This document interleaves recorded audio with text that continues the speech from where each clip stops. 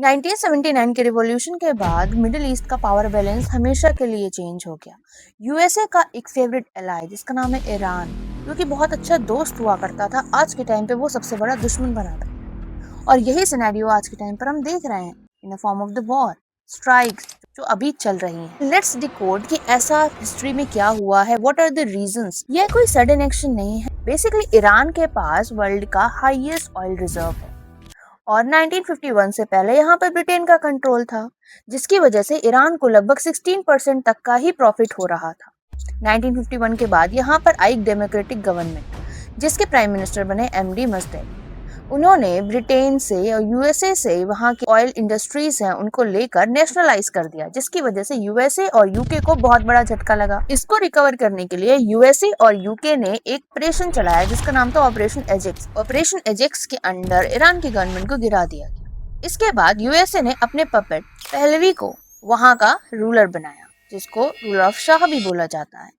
उन्होंने यूएसए को सस्ते में ऑयल सप्लाई करे, बट ईरान की जनता इस बात से बिल्कुल खुश नहीं थे। उनके पास भी कुछ रीजंस थे। रीजन था पहला, वो जो थे वेस्टर्न कल्चर के फॉलोअर थे, अपने रिलीजन को लेकर वो कुछ नहीं कर रहे थे। और थर्ड, उन्होंने जनता को एक्सप्लॉइट किया और उन्हें ऐसा लगता था कि इस रूलर के होने की वजह से पुअर और रिच के बीच में गैप बहुत बढ़ रहा है। कोई भी खुश नहीं था। इसलिए एक रिवॉल्यूशन आया जो कि जनता ने ही किया 1979 में, जिसको हम बोलते हैं ईरानियन रिवॉल्यूशन। ईरानियन रिवॉल्यूशन आने के बाद यह गवर्नमेंट फिर से पलट गई और एक नया लीडर आया जिनका नाम था खमैनी। खमैनी ने फिर से यूके और अंडर सो ऑयल इंडस्ट्रीज फिर से अपने कंट्रोल में कर लिया और इससे ईरान का प्रॉफिट फिर से बढ़ने लग गया। ईरान की जनता खुश थी क्योंकि खमैनी जो है वो रिलीजियस बेस्ड पॉलिटिक्स को फॉलो करते थे।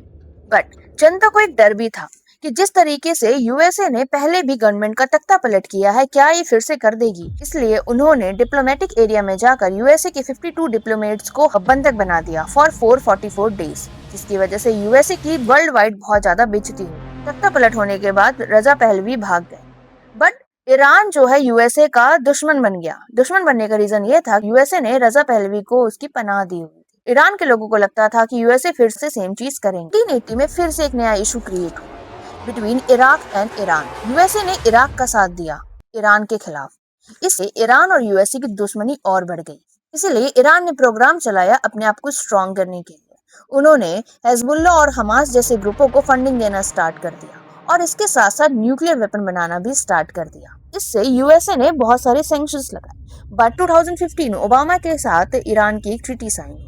इस ट्रीटी में लगे हुए सारे सैंक्शंस को हटा दिया गया और न्यूक्लियर पावर का इस्तेमाल करने की परमिशन दे दी गई, but in a limited way. Trump जब आते हैं, ट्रंप ने इन ट्रीटीज को कैंसिल कर दिया और बोल दिया कि this is the worst ever treaty has been done in the history. इसके बाद क्या होता है, ट्रंप ने एक और न्यू डील साइन करने की कोशिश करी with some negotiations.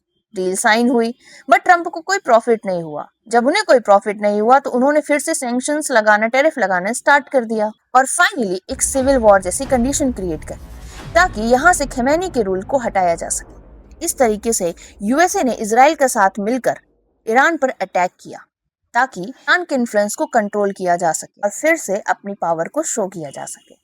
This is the historical perspective और इस वीडियो में हम और डिटेल एनालिसिस करेंगे कि इजराइल ईरान के अगेंस्ट कैसे पहुंचा। और ऐसी ही इन्फॉर्मेटिव वीडियोस को देखने के लिए फॉलो करें द एडिटोरियल वाली।